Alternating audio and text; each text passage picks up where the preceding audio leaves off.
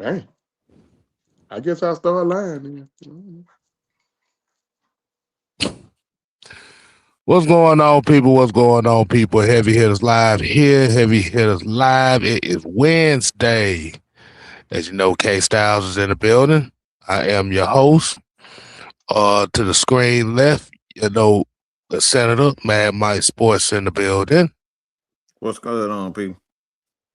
Right below him, we have the Minister, Jew Talk Sports. What up, people? What's going on, fellas? Hey, we all good, man.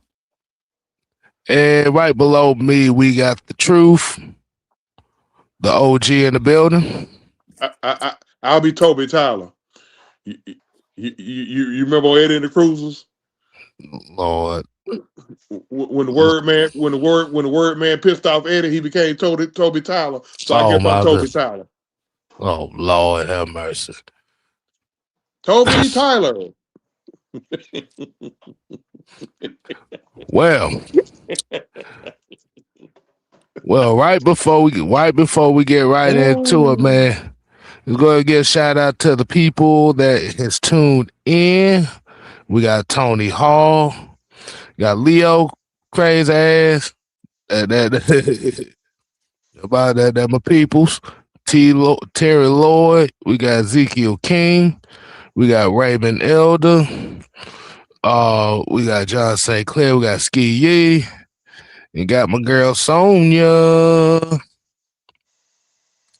And BP, what's happening? So, you already know we going into the final. And got Young Knight in here as well. So we getting into the final 3 games of the season for the Atlanta Falcons.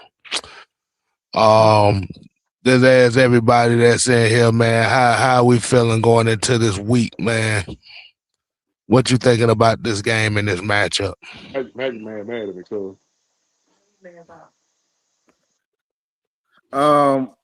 Shit. I just wanted to be over with. I don't really even have no feelings anymore, to be honest. Like, we received some news this morning that Troy Anderson, who we didn't even know who was alive, he's going on IR. Well, he ain't played a single game this year, but he going on IR.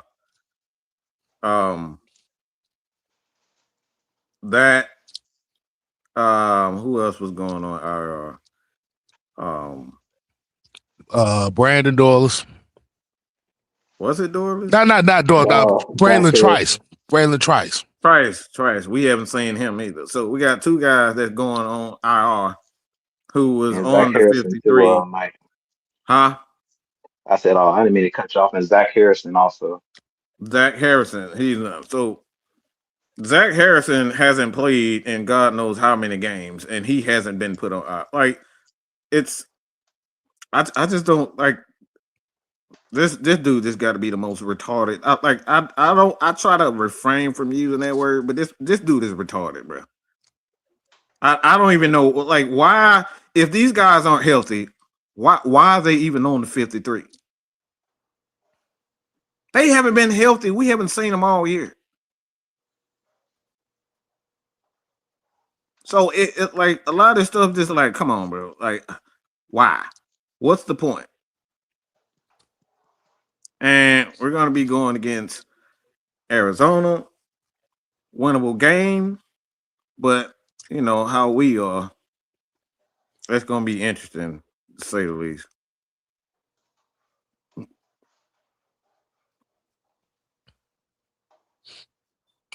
Truth, you want to follow that up? Truth? I mean,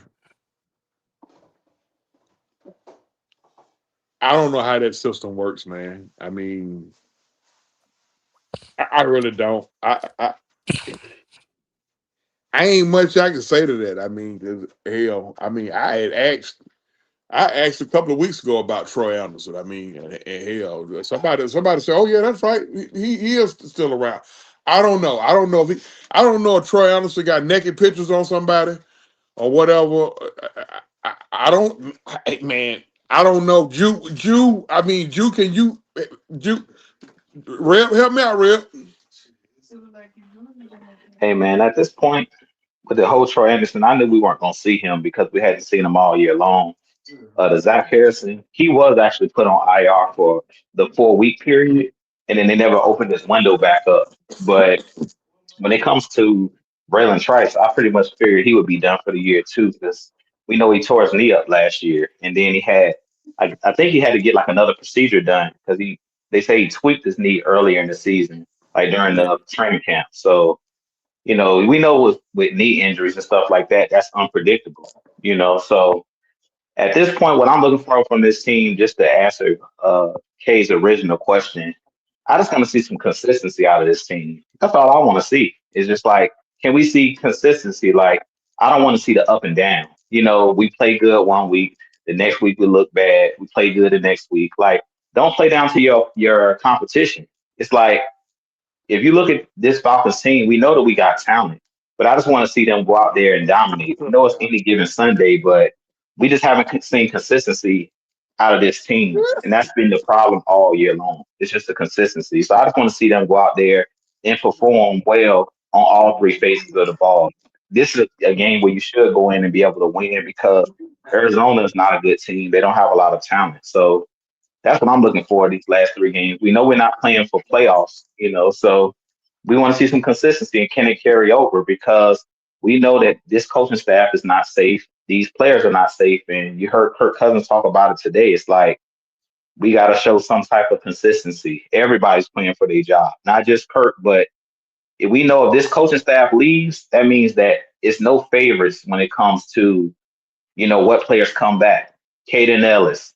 It's a lot of guys that's on the last year they deal. And it's like if this coaching staff leave, a lot of those players are going to leave with it because they might not fit the next coaching staff scheme. So outside of the rookies, the guys that's on rookie deals, they know that they'll be back. But the guys that are on these, last years of their deals, their rookie deals are running out, like the Tyler Algiers. We don't know what the other coaches that come in, if we get a new head coach and a new coaching staff, what they're going to feel about the guys that are currently here. D. Yeah. Alford, yeah, he played well under this coaching staff, but is the next coach going to like D. Alford? We don't know that. You know what I'm saying? We don't know. He played well for this coaching staff and he fit their scheme, but he might not fit the next guys that come in here. Leonard Floyd, he's on a 1 year deal. Who's to say that they're going to want to bring him back? He's a Georgia, a guy from the state of Georgia, but the next coaching staff, he might not fit with the scheme that they trying to run. So that's what it's going to really come down to. It's like these guys need to perform well because everybody's job is on the line outside of the guys that are under contract. But what is performing well, though? That's the thing.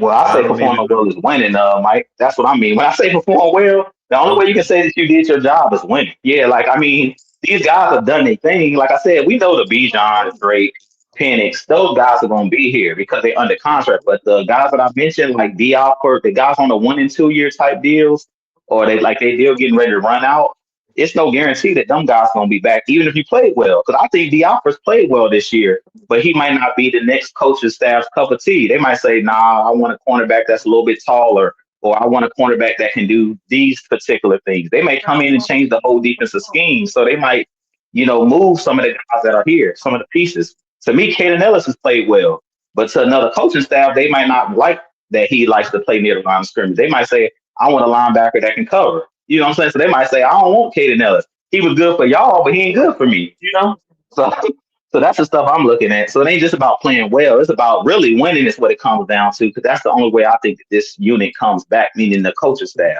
You don't win, you lose the next 3 games, Arthur Blank probably gonna say, nah, let me just move on. Let me go ahead and try to find somebody else. Right. And we got a $5 super chat here from Terry Lloyd. Said a narcissist is someone with an excessive preoccupation with themselves, marked by an inflated sense of self-importance. That's who your head coach is. I could definitely see that. Yeah, it's not making any sense. Like just everything that he's doing just not it's not making football sense. Like it's for me, Hand me the blunt and go to hell. it's like a guy coming in for no reason trying to assert dominance over a situation that doesn't need it. Like I think this team is already talented enough. If you give these guys a chance to prove themselves, you're not even giving these guys chances. And you're already dictating based on what you perceive to be the right thing or the wrong thing and something that you like. Because, for example, guys like Cordero Hodge being pulled off the field because you didn't like something. And that's your explanation. You cutting guys like Ray Cloud because you didn't like the way he talked to you. You know what I'm saying? So the things that he's doing, like it's I can see up here and say it's about winning, but we've won before with him. So the winning part don't mean nothing to me. It got to make sense. Like nothing to do this here is make it nothing about him makes sense. I think we win games. The games that we win is on pure talent. A lot of times when we win, it's because we've overcome the dumb stuff that he's done and the coaching staff they've done. Most of our wins become because Drake, Bijan, Tyler Algier, the defense showed up and did their individual acts. Even in those games, we've done a lot of stupid stuff. I think the only real one dominant game we could really say is, I mean, as a team, it's no game. Even in the Bills game, I thought we dominated time possession. We played good defense. I don't think that was great. I don't think it was great quarterback play. I just think we were just too physical, and we out Buffalo Bills the Buffalo Bills. Mm. Well, like I said, where I'm at right now is rather if like I'm kind of numb to Raheem Morris at this point. Like you said, the thing is, my mind says I'm already prepared for him to be here next year. But like you said, the thing that comes with this situation and what we're seeing right now is it goes right back to what you were saying is the consistency. Like you said, you had the call that moment last week. You beat Tampa Bay. Now Man, a lot of people was clowning that because they're looking at it as well. You're out of the playoffs. It's the first time anybody's seen you have any type of fire or anything or or, or some like some it kind of goes back to what stuff. you were saying, Kev. You don't remember what you said about him? Like That the only man, time. that Go ahead. man. Hold on, I'll say it like this. That man is afraid of expectations. When the expectations was gone, all of a sudden now he's a little free. Now he got now you rough and you tough and you big and you bad when there's no expectation. So, like I said, bro, I'm numb to this nigga at this point. You got to get the results. Um, like you said, you do have a Arizona Cardinals team, which is definitely one of those winnable games that was kind of marked on this calendar before the season started. Um, you pretty much run on these guys, but is the ego going to allow this Falcons team to stay consistent? And that's where my biggest issues come into this game. So I mean, it is. I mean, it is what it is. Like you said, Kay. I mean, it's just like I said. We just need to see the consistency. But Raheem Morris, I ain't even gotta like him. I just want him to win. You know what I'm saying? I don't think none of us right, really care about it. It's a business. Like, just win games, dude. Because if y'all right, look at a lot of these games, like, bro, how many one possession games have we had where it's like we lost by 1 point, we lost by 3 points, you lost by 2 points? It's like we right. found ways to lose games. So it's like if we just do what we supposed to do, like you said, we should be able to win a lot of games off talent. Is that the best way to go about it? No. We should be able to win these games, and they shouldn't all be dang on, neck and neck. You know what I'm saying? All these games shouldn't come down to the last play of every freaking game or the last drive. But because our coaching staff, we know they're incompetent in a lot of ways when it comes down to it. It's like, I don't care how you get it done, but get it done. So if you Right. win by 1 point every game and you want to play you want to live on the edge, just win doing it. I mean, we seen Kansas City do that last year. How many games did they win? It was like a lot of people were saying the refs are helping them out, but they were squeaking by wins, blocking field goals. The game against us where they held Cal Pitts and they didn't call it. And we like, man, they winning every game at the last minute. You know what I'm saying? But it's like they were winning. Our problem with the Falcons is we losing all of these close games. It's like we win 2 to 3 more games, bro. The division leaders right now sitting there with 7 wins. We got 5 wins. So you win 2 more games. You beat the Panthers in that game where they beat us at home, and then you win 1 more other game. All these games, I can go down a list of games: the Patriots, the Colts. Well, we're like right there, and it's like you lose those games, and now that's how close the NFL is. It's those games where you don't have your business. That's the thing. Like, I hear what Because you're of saying coaching. about Kansas City, but Kansas City winning because of coaching. They may not have they don't have the players offensively to get it done consistently. So that's the difference between the Falcons and Kansas City. They're winning games because of coaching. Good luck. We're Have losing fun. games. Let's try to learn something. Right. I agree with you. Well, I think it's multiple things. I think it's coaching, like you said, Mike, and I also think it's experience. That's why I don't like when a lot of people, I don't know if you guys heard the press conference where they asked Raheem Morris about Kirk Cousins. Do y'all regret not starting Kirk Cousins in the beginning of the season because he's playing well right now? And I was like, well, Kirk Cousins should be playing well. He's like in his 13th or 14th season. You had a brand new starter.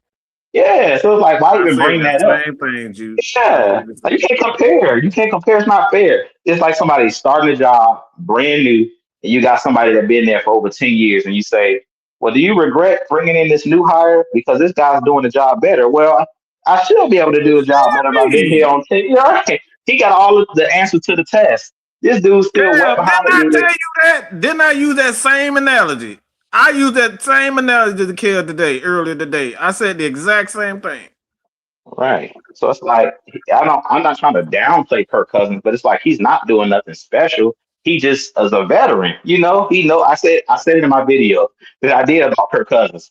Yes, he played well against Tampa, but he knows where his hot reads are. He knows certain stuff. It's like when Tom Brady was at his older age. Look at what Aaron Rodgers is doing right now. Look what dang on Phillip Rivers did at 44 the other day against the dang on Seahawks. He looked competent, but why? Because he knows what to do. He know I got to get it out quick, the ball out quick. He knows I can't take a sack here. We got to run the ball. Like, he just has all the answers to the test. He didn't do nothing special, but it's just like, once you've done something for so many years, it's second nature to you. You know what I'm saying? Mm-hmm. Yep. And that's the thing. That's the problem that I have when you look at a young team. When you have a young team, you shouldn't be losing game with your coaching. We're losing game because of our coaching. Like, I don't got time to sit up here and do that. I don't mean to cut you off, Mike. What I'll say, just to add to what you were just saying, when you got a young team, the coach gotta coach them to the wins. Pat Mahomes don't need Andy Reid to tell him on this play do this, because he's a veteran. It's like Tom Brady when he went to the Bucs. He didn't need the coaching staff to tell him it's third and this, do this. He know what play to go to. He know what coverage you're in. He know all of that. The problem I have with this coaching staff is what you're saying, Mike. We're a young team, so that means that you kind of got to micromanage a little bit. You got to help. Like when we were talking about Penny said, I don't have no help. With a rookie quarterback, you need to be telling him everything. Like they got mad at him getting that intentional grounding. As when you got a fresh young team, you got to tell them everything. It's like when I was coaching my boys in basketball. I was coaching they were 6 and 7 year olds. If I'm coaching 6 and 7 year olds and then I go coach the 14 and 15, it's certain things that I'm gonna tell the 6 and 7 year olds, and I kind of got to manage the game. Where a 14 or 15 year old been playing the game long enough where they know what to do. Like I'll have to tell them, don't foul right here, or look at the clock right here. But older players, they've done it. They've experienced enough where they tell me, all right, coach, I'm gonna do this here. You know what I'm saying? Or this is what I'm looking at, coach. Where a 6'7" ain't telling me nothing. They looking for me to guide them all the way through the game. You know what I'm saying? So that's why I think the problem is Coach Raheem Morris. If we think about it, really for this team, because they were young, and this is what we talked about with the Zach Robinson thing, we actually needed a veteran coach because, especially for the quarterback, because he's a first time starter. So you can't. We got a fresh coach that's never done it as an offensive coordinator and a fresh quarterback. That's a recipe for the disaster. You know what? It's something that we was taught. A lot of us military dudes was taught. A lot of military dudes was taught this. It's called KYP. Know your personnel. That's one of the prerequisites of being a coach. You got to know your personnel. You got to know which player. You got to know which player you got is cerebral. Which player you got can think fast. You got to know which player can react fastest. You got to know everybody's shortcomings.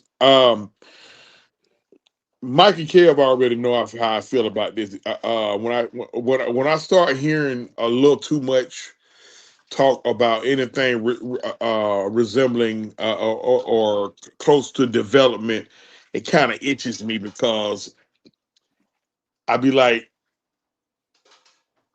I get it that development needs to happen, but I'm hearing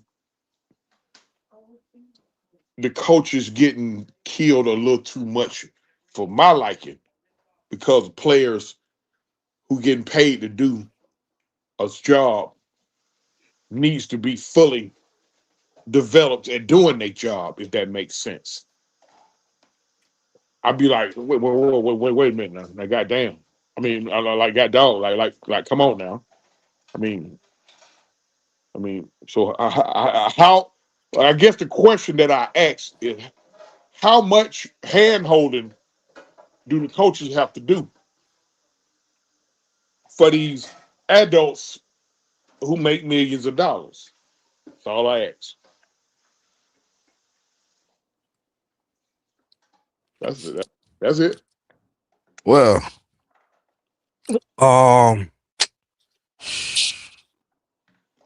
it's one thing, like you said, and going off what that is, and it's not necessary. And we did have that conversation too. Is also all about the guys that you help bring in to kind of help alleviate a lot of shit too. Like you said, where we talk about these coaches and stuff like that. The reality of it is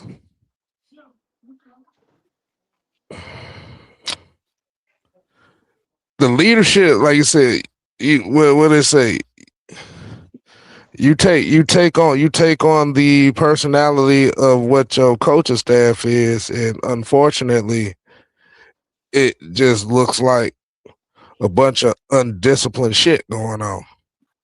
It looks like a bunch of cowards who's scared to really be themselves on field because it comes and it goes. That you're taking on the personality of your coach. This is exactly what I'm talking about. Michael, like are you if being your nice? players aren't ready, if we constantly hearing, all right, the players ain't ready to play. Who fault is that? Michael, are you being nice? Are you being considerate? Hell no, I'm not being considerate. Why I need to be considerate when I'm constantly asking myself every game, are these guys even prepared? When I hear players say that we weren't prepared, why should I be considerate?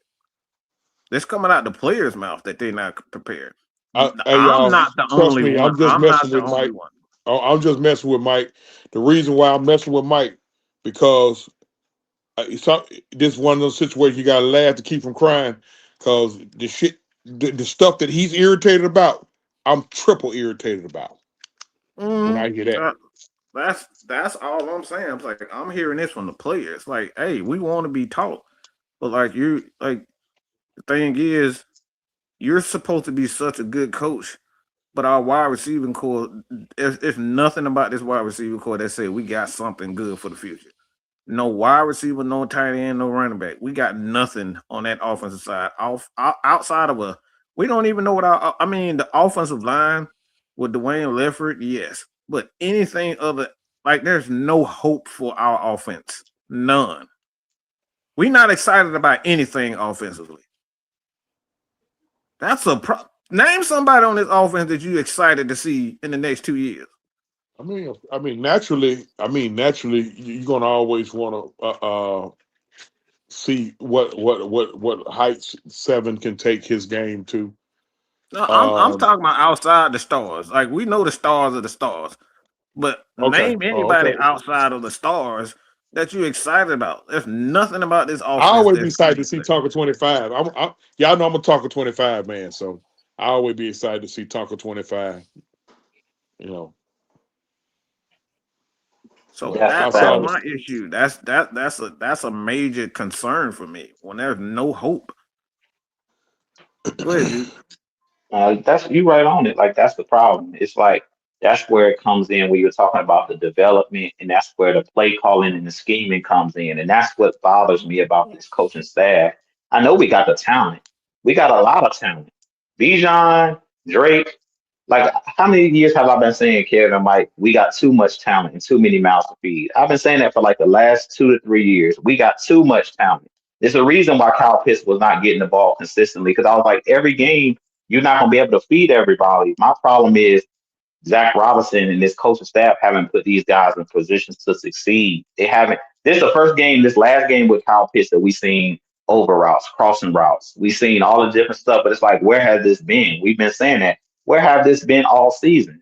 When Drake was out there, because they act like they can only use Kyle Pitts when Drake is hurt. Make that make sense.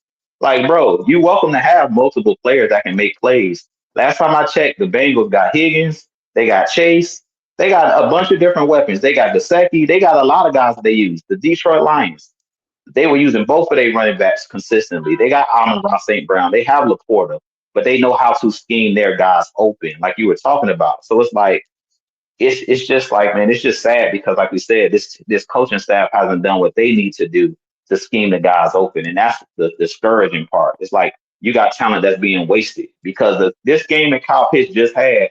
Why does it, like I said, why did it take this long for us to even see this? It's like, oh, Kyle Pitts, he emerged. We seen this in his rookie year. We won't surprise when I seen it on Thursday night. I won't like, oh man, I got an epiphany. This dude just showed me something that like I didn't know that was inside him already. You know what I'm saying? We know what this dude is made of, man. We seen it before. That's my biggest issue. I was We like, don't even know what Casey Washington is. Like, Casey Washington just been sitting on the sideline like he just got a disease or something. Like we don't know nothing about. Like, he just disappeared. I went well from what I saw No from Kyle Pitts. explanation about it. Well, from what I saw from Kyle Pitts the other night was I was more like, where the hell have you been? Exactly. But You yeah, know, but go ahead, Chew, my bad. no, it's cool. But no, I'm just saying, I'm like, where you been? What's up? I'm like, good to see you. Can you this time don't stay, and if you do leave, don't be gone so long. You know, um, I mean, we all knew what he's capable of. I mean, so See, I try not to get into the petty part of the conversation, like still folks right now who got it somewhere programmed in their head that you can't build a team around a tight end and that type of crazy stuff, or people who grew up um with the Fields family, you know how they feel about that draft. But the thing is, it's not. See, I don't care nothing about Kyle Pitts putting up numbers because he's done that before. We've seen Kirk Cousins put up numbers. We've seen those guys. It's how they putting up numbers. Like if you got guys being inconsistent and you're not running the same plays that they're comfortable with, then that's the problem. Like everybody act like it's Kyle Pitts, he's finally putting up numbers. Like, are you looking at how he's putting up those numbers? Nobody's really paying attention to how he putting up numbers. All y'all saying, he just got 100 and something yards. How did he get those numbers? And why is he getting those numbers? Because the only reason why he's getting those numbers is because of Kirk Cousins, not because of Zach, and it's not because of Raheem. There's a lack of respect for his own players. There's a lack of respect for his own teachers, which is his coaches. There's a lack of respect of them. Because if he had any type of respect for them, it wouldn't have took him 15 weeks to finally listen to Kirk Cousins. Let's just say Kirk Cousins helped put Kyle Pitts in that area. What took you 15 weeks to finally stop looking at it? It took you 15 weeks and a torn ACL by your starting quarterback? And I use that term loosely. It took you 15 weeks and an injury to finally start listening to Kirk Cousins about how to use Kyle Pitts. Well, Mike, I'm gonna tell you something that he didn't do on Thursday night that he do a lot of. Well, he do frequently, unless I missed it. He didn't drop a ball. Kyle Pitts doesn't drop the ball a lot. He dropped the ball too much. He just dropped. He's like Jake Matthews. He dropped the ball at the wrong time. Yeah, okay. I can go for that. That's the same thing that Jake, he makes the worst mistakes at the worst time. And Kyle Pitts got that exact same. He got that exact same talent. Good God Almighty. That Jake mistakes be critical. I mean, crippling. Super Bowl losing crippling. Boy, that dang old holy call. What'd you say? Damn it, Jake. Boy, dude, that holy call, you like, come on, Jake. We say that almost every game with him. Damn it, Jake. He either miss a block or get a holding penalty. Jake, come on, Jake. Not right now.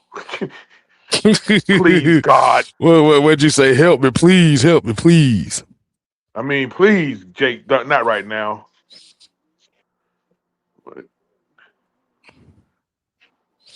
But let me see, because I'm looking at some right now. So, yeah, at this moment, yeah, Kyle Pitts has a total of 2 drops this season.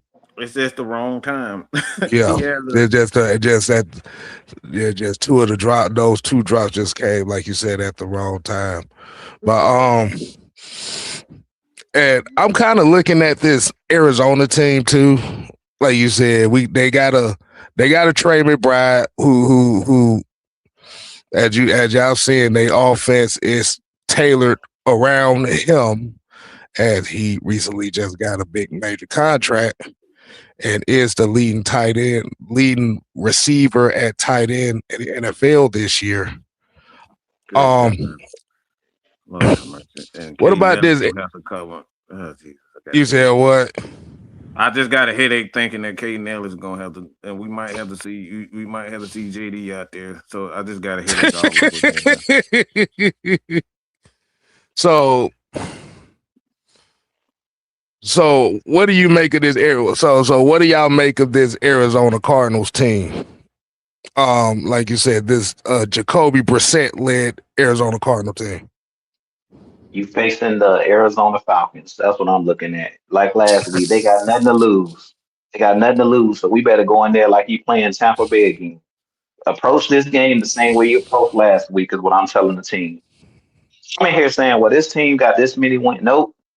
This game, you got to approach it the same way. That's our problem. Like I said, we play down to our competition. That it's a reason why last week I told y'all on the show, and I said, Mike and a message after the game on Sunday. I said the Carolina Panthers are going to lose to the Saints. I told you guys that after our win on Thursday night. I said they're going to lose. How did I know that they were going to lose? Because I'm looking at they've been doing the same thing the Falcons been doing. They've been playing down to opponents, playing up to opponents. They beat the Rams. They turn around and lose to the Saints at home. They beat these teams that they have no business playing with or beating. based off of the bets and based off of, the point spread. They've been doing it all season long. So I already knew like they're gonna lose this game. So with the Falcons, typically this is normally a game that the Falcons will lose or they'll play down to their opponents. We've seen it with the New York Jets. You go play Tyrod Taylor, and everybody's like, the Falcons gonna win. They should beat them. And then you end up losing because what do? You let them hang around all game until the end of the game, and then something happens. So in this game, don't beat yourself. Go into this game like this is a playoff game. Approach this game as if you're playing one of the good teams in the league. Because for whatever reason, when we play a team that is technically good based off of their record, we play up to the competition. So, like I said, it's about consistency. Show me consistency all the way through. I don't want to see the ups and the downs, the ups and the downs, the ups and the downs, because the Arizona Cardinals can beat you. Because if the Jets can beat us, anybody can beat us. Yeah, at this point. That's how we got to approach this game. It's like we can't approach the game like we did something. Because the game against the Bucs, we did nothing. The Bucs have been sliding. Yes, the Bucs they got a roster like us, but they're another team that's been up and down. They've lost, I think, the last 6 or 7 or 5 or 6. They've been on a losing streak. So we technically did not do anything Thursday night. Just because we won, okay, any given Sunday, Thursday, Sunday, Saturday, whenever you play your games, okay, that was an any given Sunday type game. We know that the Bucs did some things at the end of that game where they could have ran the ball, where they could have did the smart things to win the game. They made mistakes on their end to help us win that game as well. So coming to this Arizona Cardinals game and play them like they're one of the better teams in the league. Hey, Drew, I was over here talking. I didn't even know I was muted. Drew, when you to piggyback on what you said, man, I was in disbelief when Todd Bowles threw the ball on second down and we were out of timeouts, and the ball incomplete. I said, what the what? Yeah, he had a Rahimothy moment right there. They said, yep, he did it. I said, man, he just handed us the game. That was before we even got the ball. I said, bro, he just handed us the game. Mm-hmm. That's what happens when you overthink. That was crazy. That's what happens. When you overthink and you get too smart for your own good, instead of playing smart football and saying, hey, we're going to just be aggressive. Sometimes aggressive is stupid. I said that before. We've seen the Lions in the NFC Championship game where Dan Campbell, he could have kicked the field goal. What do you say? No, we've been doing this all year. We're aggressive. Sometimes your aggressiveness can be stupid. So sometimes you got to be smart and say, you know what? Let's go up by 2 possessions. We seen it against with us. We down 14 and we going for 2. Stupid. That's being stupid. Todd Bowles, what you saw, Todd Bowles had a Rahimothy moment. Yes, he did. He had a Rahimothy moment.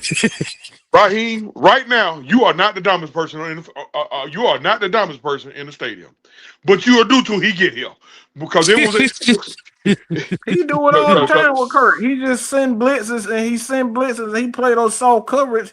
Like, that's not how you beat Kirk Cousins. He gonna kill that. Like, he already put 500 on you. Why are you still doing it? Ego. Ego. It go back to okay. It go back to what Terry Lloyd said in the earlier super chat. Like you said, that it's a narcissistic behavior. So I'm kind of looking at some numbers right now.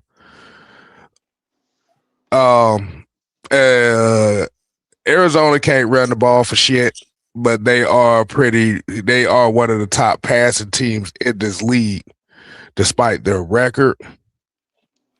That ain't good for us. That ain't good for us at all. But like you said, but the biggest thing that's going to be looked at in this game is how are they going to? This man got benched for Bart Scott, and he beat us. Okay, whatever that dude's quarterback name is. A guy that got benched a week. I'm sorry, Kay. Like this dude, the guy who beat us he's benched now. Oh, you talking about Tua? No, that boy too. But the guy with the Jets. Taylor. Oh, Tyrod Taylor. He got benched. Lord. I don't know what that dude's name is. Hell, try losing to Josh Dobbs. Well, you seen that? He's done that too.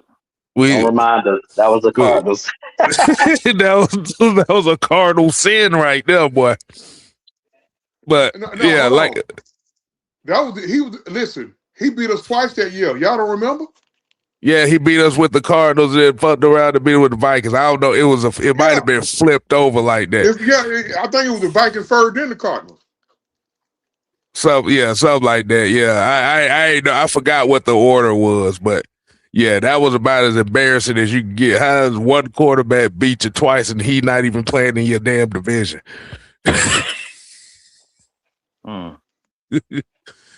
But yeah, I'm looking at a lot of numbers, and I kind of went back and looked at some of these guys. Is his name. This dude named Brady Cook. So Tyrod Taylor got benched for Brady Cook. You know, that motherfucker was still in the league. I thought he'd been on somebody's practice squad at that time. I guess they elevated him or something. He's a Brady. He deserves a chance, Michael. Okay. He's the wrong type of Brady. No, we're not doing that. But I'm getting. Listen, everybody in the chat. I'm getting it all in right now because say so long the truth. Because by midnight I will be unemployed. But hey, I had a great run, so I'm going out with a bang. Oh, really? Here we go with this. but kind of looking back at the matchup and what Arizona does do, it just goes back to what Mike said. We got to slow down. Trey McBride right now has been targeted 140 times from and we don't have any linebackers that are going to be able to stick with him. But look, this is not good. Look, I hope we'll be able to keep him, but keep him contained. But like, especially with Mike Hughes out, and we got Jacoby. Yeah, his name is Jacoby. This may be the game. The light bulb come on for JD Bertrand. I hope. Hey, if that is the case, I hope so. What do you mean light bulb? His head is a light bulb.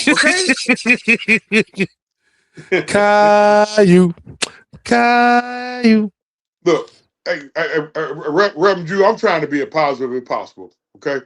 I'm trying to take a positive approach. Don't worry about it.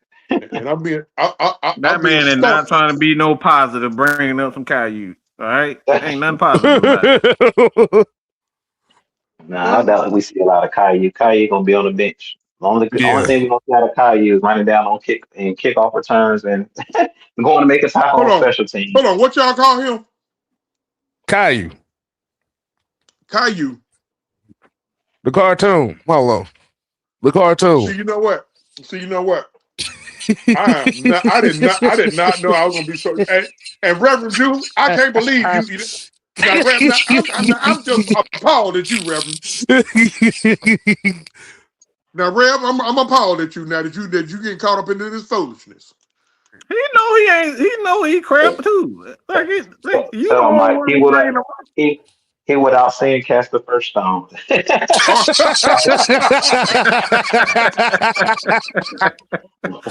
Okay. See. Now you found out. Okay. You found out the Reverend just like us, Truth. You found out firsthand. Nah, that wasn't the Reverend. That was Chicago Red. So I'm gonna leave. That was Chicago Red. I ain't there, Red. My bad, Playboy. My bad, Red. It was in Chicago Red, Peppy Red. Yeah, Chicago Red got me then. I'm gonna back on up now. Nah, but yeah, it's just that whatever preparation you did, whatever mindset you had going into this Tampa game, into last week's Tampa game, You got to bring it in here. You can't take Arizona for granted. I don't give a damn know what the record says. Like you said, one of the Falcons' biggest weaknesses is their defense against the run. The Arizona Cardinals don't run the ball very well. But what they gonna do is they gonna pass the ball. That's what they do. This boy, I'm sitting here looking at this boy Jacoby Brissett, literally, and I mean figuratively and literally, is completing almost 70% of his passes with a 3-to-1 touchdown interception ratio. So he's not making no major mistakes. They just ain't winning games.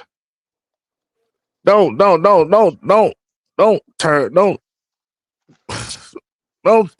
Jacoby Brissett into a 400-yard passer this game.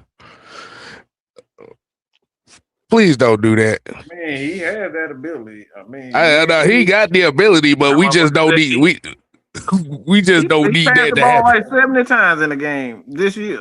Yeah, I know. NFL record. So look, wait a minute. Who the boy with the Jets we lost to? Tyrod Taylor. You know what? I just got nervous because we like you said, we got a bad habit of playing down our competition.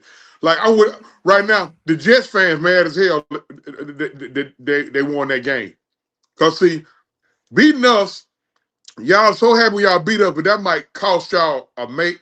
Because they're gonna be a top 5. They're gonna be a top 5 pick team. That might hurt them as far as we talking 6 months from now in the draft, but it may hurt them. It just may hurt them. So I don't know, man. I mean, you always want your team to win. I mean, that's a given. But you almost ask, why the hell are we winning? Here you go. But the more we lose, the higher the draft pick goes. The higher the draft pick is for the Rams. That's you see how kind of crazy that is. And ironically, we got to play them, and they're gonna be battling for home field advantage when we play them. I want to say we got them right after the Cards. Yeah. Monday Night Football, I think. If I'm not mistaken, that's a Monday night game. Yeah, that's a Monday night game. Yeah. We got a lot of games in prime time. You know what? Actually, the Falcons haven't played too bad in prime time. The games they lost was, if you want to call it, the Colts game was a prime time game. That's considered a prime time worldwide game right there. Yeah, we lost to the Colts. We lost to the Go Take a Shit hands. Excuse me, the 49ers. Excuse me. But nah, you fine. But yeah, that's the thing. We beat Buffalo. We just beat Buffalo. We beat Minnesota. We just beat Tampa. Yeah. So that's not bad. Yeah. And that's good for us. For seeing them not wetting the bed on primetime games. It's the other games that we got problems with. And see, you know what's funny? A lot of fans, it was a lot of glazing off of the Falcons off that Thursday night game, and we all know Mr. Himothy. We know he eating that. It's crazy. It's crazy. We're gonna have to put up with this dude. We're gonna have to put up with this mother sucker for another whole year. Get ready. And that's why Mike. That's why Mike is in mental health mode and anything. No, I'm actually in mental health mode for other reasons. It's just the other stuff that that just adds to it. I'm in mental health because of stupid stuff. It's just the way Okay. he smiles You, and that hey, let me stands tell you there something, looking boy. at Hey, it. That drives me over the head. It drives let me me tell you something. over You the know head. when a joker smile aggravates you. It's time for him. When it smile aggravates you, it's time for him to go.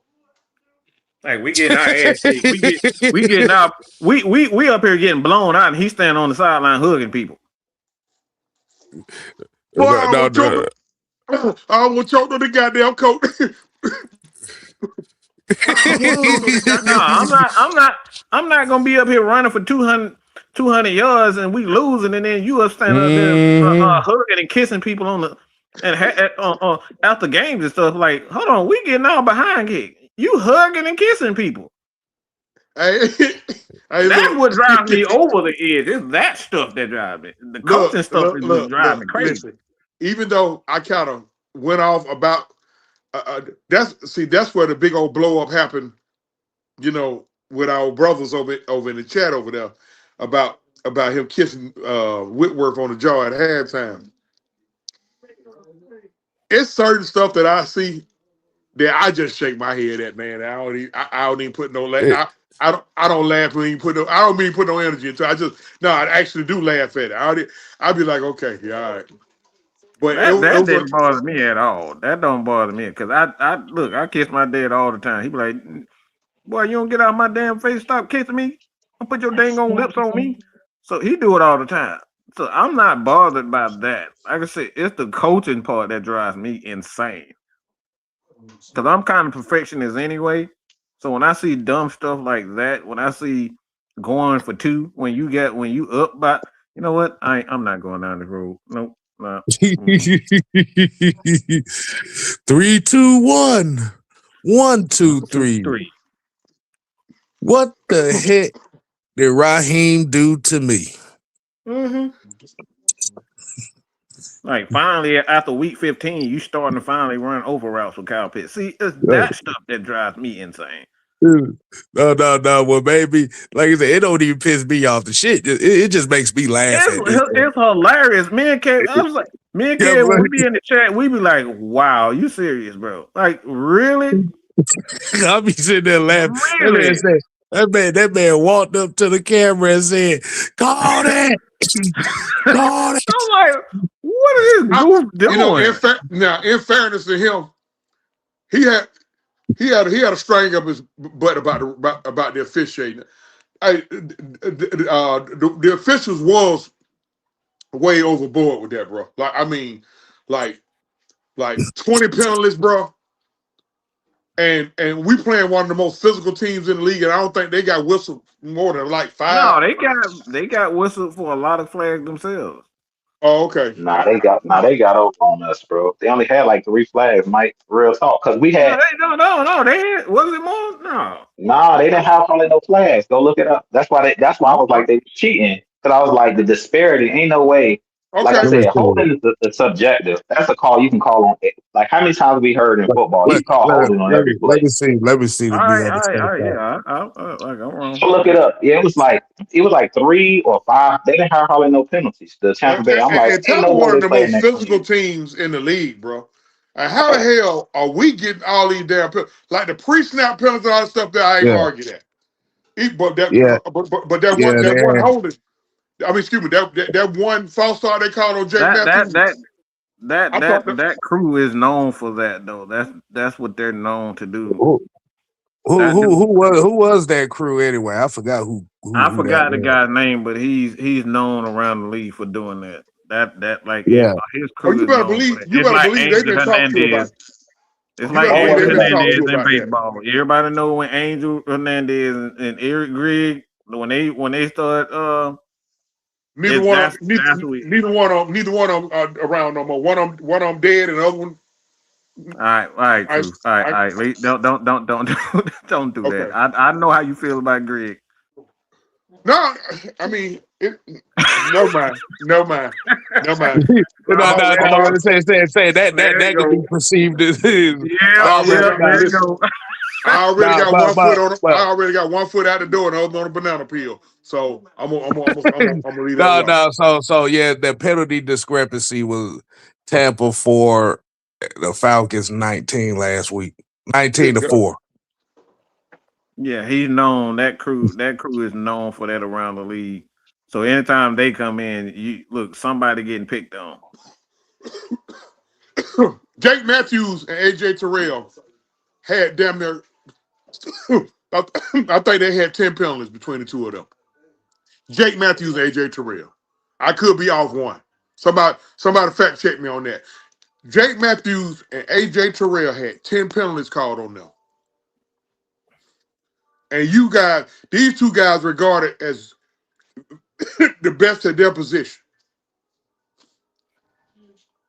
Okay, so the referee was Carl Sheffers. Carl Sheffers, umpire Derek Anderson, line judge Greg Bradley, down judge Daniel Gallagher, side judge Eugene Hall, field judge Nathan Jones, and bat judge Martin Hankins. So yeah, that's Carl Sheffers officiating crew. Yeah, they was bad. Bad. Can you They was terrible. K-Star, can you look and see how many penalties was on Jake and AJ alone? I bet you them two. I bet you Jake. I bet you But either one of them that ain't had more nothing penalties new. than AJ always get picked on when they play Tampa, so that's not even new. Every time we play Tampa, they start picking on AJ. It Exactly. happens every time. It's not really showing Okay. who I can the tell you that know. AJ had at least 4 or 5 penalties. That was a lot of them was on third down. They kept calling holding. They kept calling. He I'm was like, come on, one thing. bro. Yeah, I mean, what I liked about it is he stayed aggressive. He didn't let that deter him. Because what I don't like is like when they start throwing flags, then our players start to be like, okay, well, let me just not touch them at all. Like, no, play your game. If they gonna call a flag, because you got to be physical with Evans. He's dude 6'5", bro. Like as he said, man, Raheem said it in his press conference. He was flopping, and once the ref start getting in that mode of he holding me and they keep throwing the flag. I'm just like, let the dudes play, man. Dude's 6'5". He be extending his arms and doing all that kind Yeah, of stuff. Y'all don't call that. yeah. So And Mike Evans, stop all that damn crying, bro. And I got respect for Mike Evans, but bro, stop all that damn crying. You over there? He over there throwing a whole fit. Well, hey, bro, you can't be throwing a whole fit because the refs helped y'all all night, bro, and helped you in particular. and you still So lost. and you still out. Listen, I gotta see if that's some type of record. The team who won the game with the most penalties. We got to be somewhere close to an NFL because the NFL record for penalties in a game is 23 with the Raiders. We had 19. I just want to know what team had the most penalties and won a game. Like, I'm just curious about that. That's something to look up. Because 19 penalties, bro, we still win the game. We had 10 at halftime. To me, that was crazy. Having 10 at halftime was crazy, bro. I'm like, wait a minute. Now, because see, a few of them, the first 2 or 3 penalties, you cuss out your players. All right, man, stop holding so much, this, that, and third. Hey, man, hey, stop. Wait a minute, bro. After penalty, Well, 8 or 9, you like, hey, whoa, wait a minute, bro. well. According to this, yeah, those Oakland Raiders that had 23 penalties, they won that game. Actually, Oh, they did. Yep. Damn. they did. Yeah, they won that game. Damn. I think we. You know what? That might have been. I'm willing to bet that was them true bad boy Raiders. Matuzak and Lyle Nah, Zeta were them folks. nah. This was back in 2016. This was literally like 9 years ago. Damn. That Derek Carr Raiders. No, I actually remember that. Yeah, this was like 9 years ago, and then number 2 is us. So we number 2 as far as that. Bro, We coming up on 9 years for 28-3. That's critical. That's funny, bro. That's real funny. We coming Right. up on 9 years of 28-3. I There still you want to go. punch somebody. I still want to punch somebody right now. It about 5'6" folks. It about 5'6" folks. I want to honor live off that. 5'6". But One of one of them. Never mind. Never mind. yeah. We ain't go. I'm But about to go into PTSD mode. now that's why I said feng shui, true feng shui. Yeah. All right. All right. Yeah. All We right. already got look. We already got enough PTSD with Mr. Call that.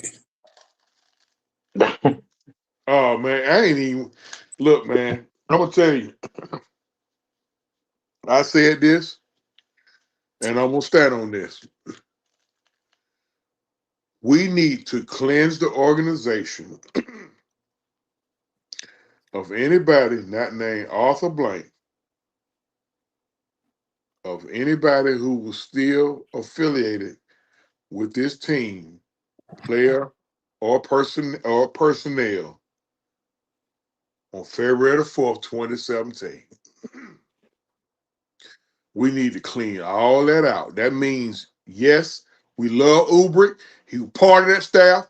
He need to go. Raheem, head coach, who's part of that staff, he need to go. Love you, Jake Matthews. Jake Matthews, go on and retire. We want you to go on and retire, Jake, because we want you to go on and retire. We'll allow you to have your retirement tour. But he need to go. Rich McKay up in that front office, he need to go. Just get that stench out of us. It's like a stench now. A lot. What it says bad. It's like a It's bad stench. mojo. Bad Yeah, it's like a mojo. stench. Like we really, as much as we try to avoid it or stay away from it, it still show up to us. You know, like you know who talks the most shit about us in 28-3. You know who talked the Oh, most about it? oh. Saints fans. But Let me They tell don't y'all even something. count. They ain't even human as far as I'm But let concerned. me Bro. tell you They don't something. even Just count. in case we got some what you call mole Saints fans up in here, give y'all an education. Just in No, case. they can't read. Don't even waste your time talking about them. They But can't not, read. but they can hear. They can hear. Your worst loss in your history, 62-7, was to us. Your first home Now, playoff loss, 1991, 27-20, was to us.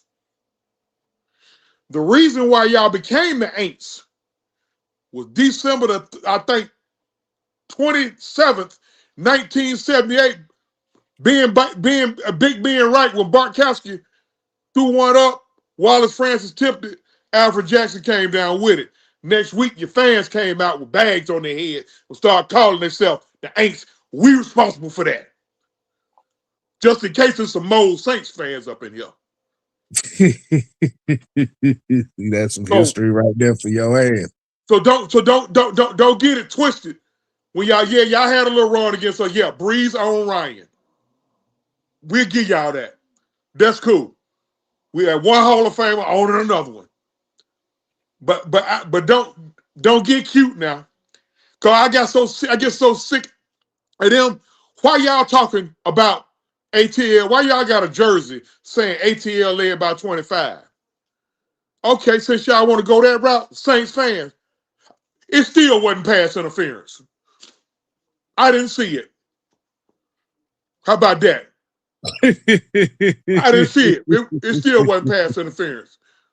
And yeah, I wore a shirt saying Atlanta Rams. Yeah. So don't get beside yourself, Saints fan, just in case it's a mole in here that's a Saints fan. Don't get They beside they yourself. they they they they they can't read, so don't even waste your time. They can't read. Like I said, they can hear. They can hear. So don't get cute on. But they the ones who talk the most about. I don't even really hear New England fans talk about 28-3. It be mostly fans of other teams. Y'all still lost by 28. Where was y'all at that day? Ain't you a Cleveland Brown fan? Name me the last Super Bowl you went to, bro. Shut up and keep complaining about Shador. It ain't many teams that we can out-talk or talk down when it comes to professional football, but the Cleveland Browns one of them because they ain't never seen a Super Bowl. I don't need no wins and losses to talk down to them. But well, y'all already know who I am anyway. I don't care who I'm talking with because once I start feeling like I'm taking on water in a debate, I'm gonna get disrespectful. I'm gonna get disrespectful, because especially like to those who stay here, you know the worst fans of other teams are the ones who stay in your city. Talking about Dallas Cowboys or the Pittsburgh Steelers. I have zero respect when I talk to them folks. First of all, I don't want to hear Jack SHIT from nobody who paid Georgia Powell talking about the Falcons. You're paying Georgia Powell. Shut your mouth about the Falcons before you get hit in the mouth. Yeah. My wrist all the way healed too from the last time I punched somebody. But I'm gonna tell you something. Keep your mouth shut. If you stay here and you root for another team, you need to be respectful when you root for it. Root for those teams, man. And I say that and I mean it because guess what? I got to call it what it is. A city like Philadelphia, bro, they don't allow that up there. All that we allow down here.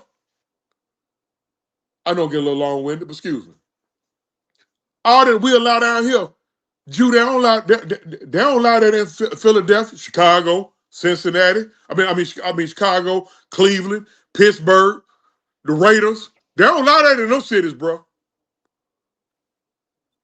You ain't finna just be too disrespectful to their team in them cities.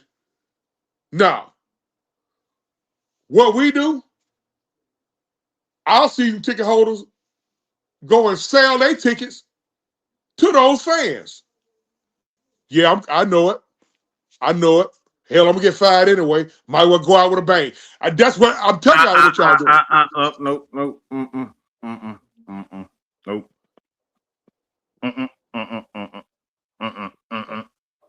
Nope. I shut up.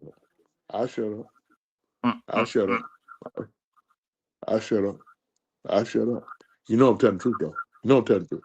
I agree that. No, I'm telling the truth. Rev Jew, should I be allowed to tell the truth? Should I be allowed? Rev? Nope. Rev? Nope. A man should be allowed to tell the truth. What the hell? What the hell just happened? I'm asking the question. I had talked to the Rev over here now. I had talked to my spiritual advisor over here. I didn't know. Well, I mean, where am I wrong telling the truth at now, Rev? Everybody's saying, all right. We ain't saying it today. That ain't right, man. So I guess on that note, we might well go ahead and wind it down. Yeah. My bad, man. I know truth sometimes get a little long-winded, man. Hey, but I got that from my daddy, y'all. You know, my daddy, a hell of a storyteller, so I got a little bit of that in me. He's not even lying. He's not even lying. Yeah. Like I you get it from they know my daddy, man. They know my daddy, so I get it from my daddy, man. All you gotta do is mention two names, and you can get your popcorn. You mention Herschel Walker or Donald Trump, and get your popcorn. No, we don't wait. No, you keep Donald Trump away from his daddy. No. Oh boy, shoot, man. Hey, Jew, check this out. My mama said she wakes up every morning, and that joker have, my mama, they got big old house. About 4 TVs on. Man, they got about 12 or 13 flat screen, big. He had them all on, the volume all the way up, frying bacon, cussing out the TV because he got them all. Listen, Drew. He got all the TV on MSNBC. He cussing out TV. As soon as somebody mention or show Trump, he just go he go berserk. He just go berserk. And the things that he said about that man, we couldn't say that on here. Yeah, but that's my daddy, man. That's my daddy. Yeah, boy, he got plenty. But he the storyteller in me. That's the storyteller in me. The Hellraiser is my Mama King.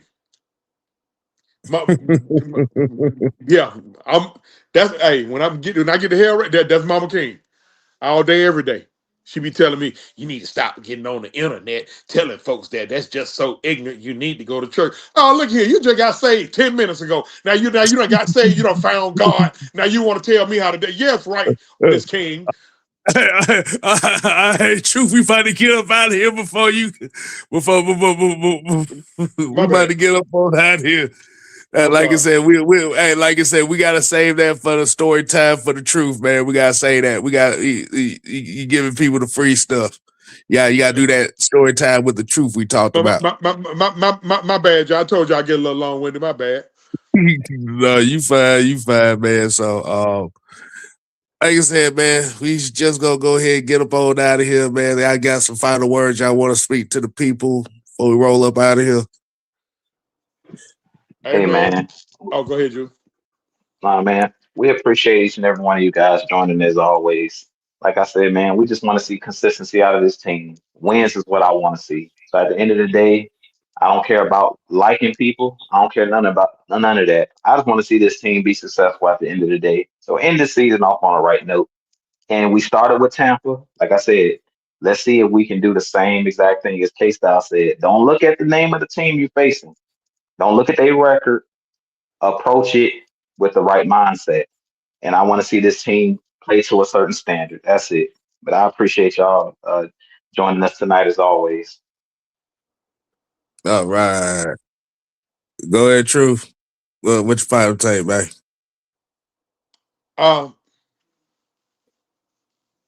Finish. Fight continue to fight your failures. Don't be afraid of failure. You got to find it. You got to fight it.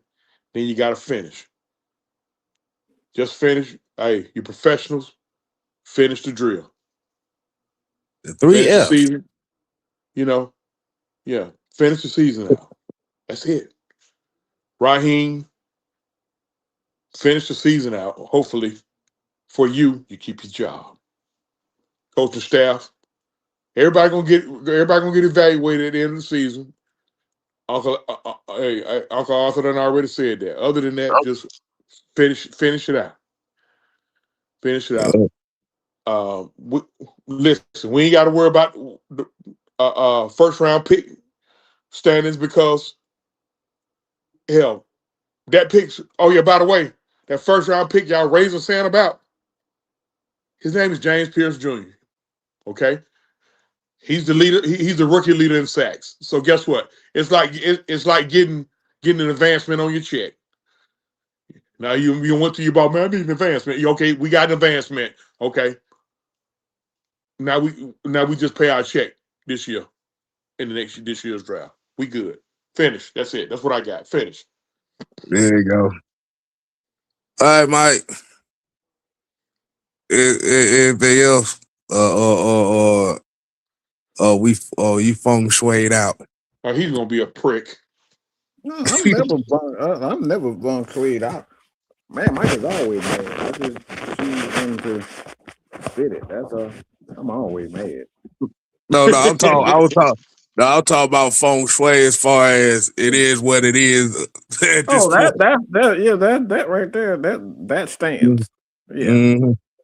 Like I don't have no, like I was saying earlier on my live, like the sad part about this ain't the coaches, the players, none of that.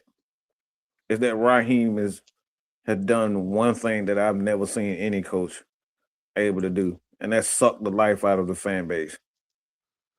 We got nothing to hope in with this guy except for hoping. Players. That's it. I hope that didn't go over people's head. Oh boy. But we have nothing to hope in. We know we're not going to the playoffs with Hoping this for hope. coaching staff. Damn, that cut deep there. Hoping for hope. Like we got players putting up damn good numbers, Kyle Pitts, Bijan Robinson, and we still find a way to lose. We put up numbers and sacks, but somehow we find a way to lose. We got nothing other than the hope. Hoping for hope. That's what we is. Man, I think I looked down. I've never felt this way about a Falcon team. Even when we sucked. We know even if we have good performances, chances are we can lose. Chances are we're gonna lose. I've never ever felt this way about a coach. Yeah. He sucked the life out of the fan base. That's the thing. We don't even go into games saying, yeah, we're gonna win this game. You know what? And it was crazy, Mike. Even though I ain't want, bro, when we decided to go with him, I supported, bro. How about that? I supported him. Mm-hmm. I even played a little. We won game better than the Saints. Just think about that. I'll say this on that. Like you said, y'all both pretty much came up with some gems on that. Where you said we hoping for hope.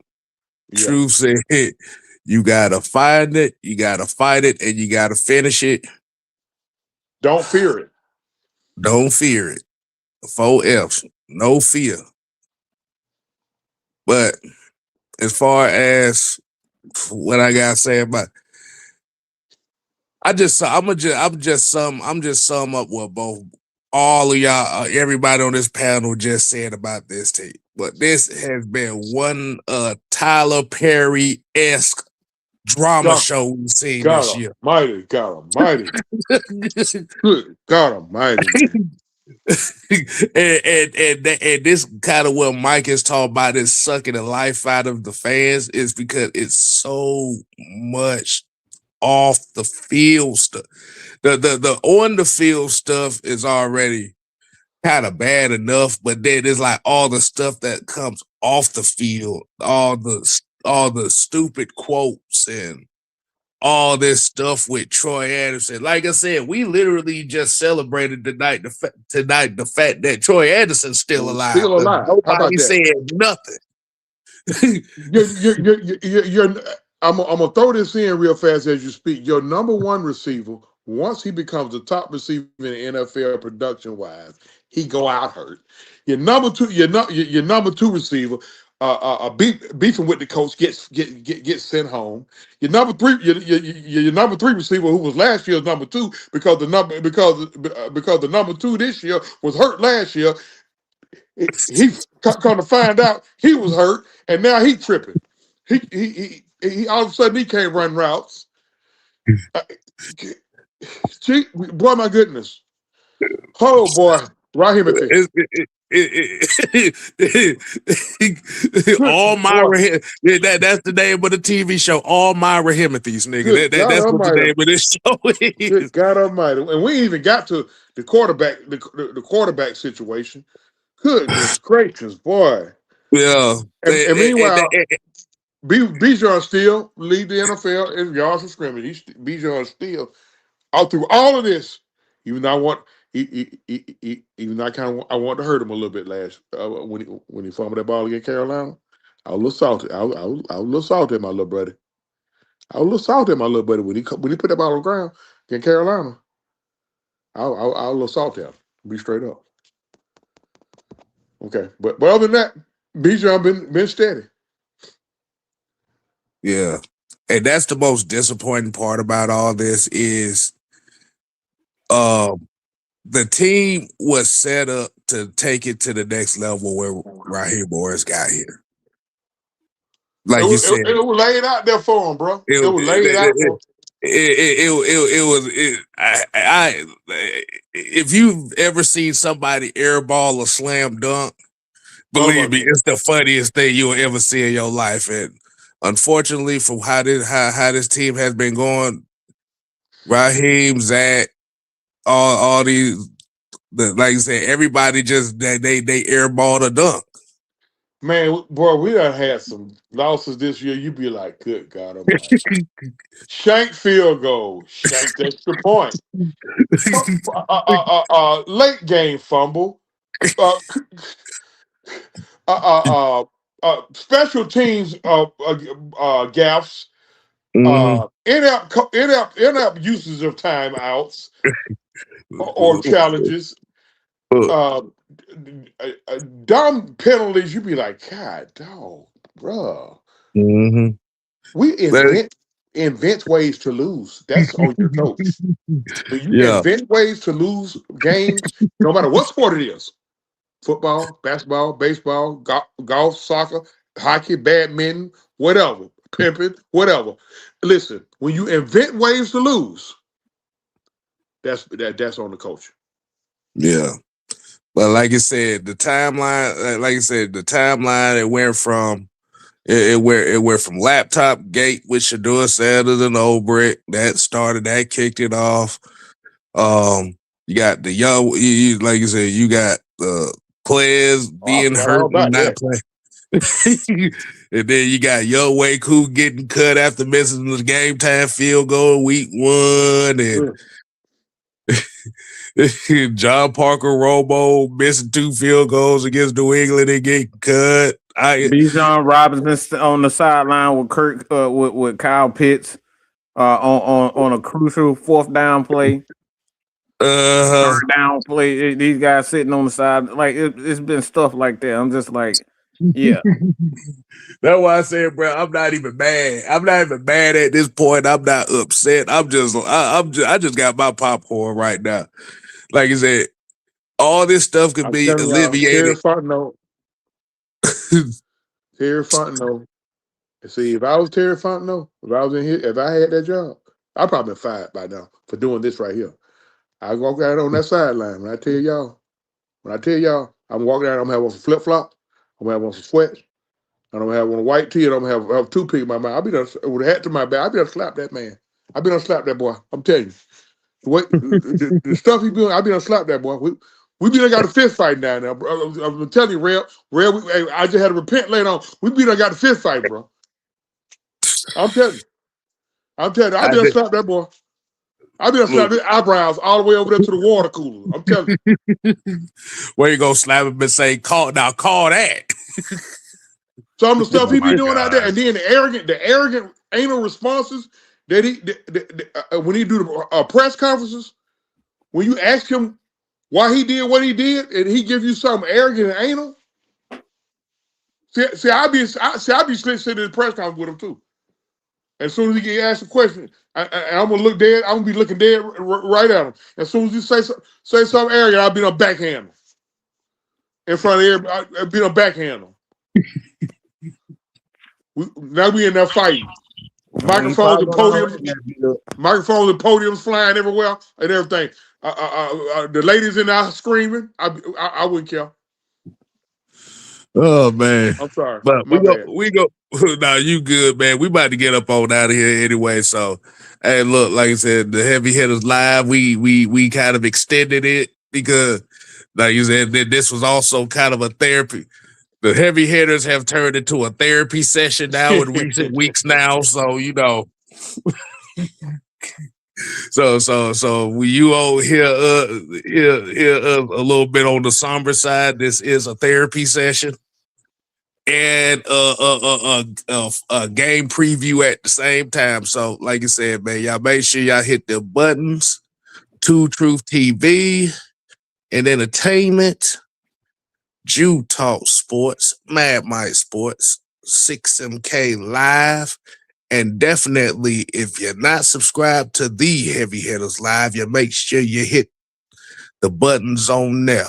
So until next time, people, we ain't here to play. Oh no, We here to stay. Oh yeah, dig it. You ain't got to go home.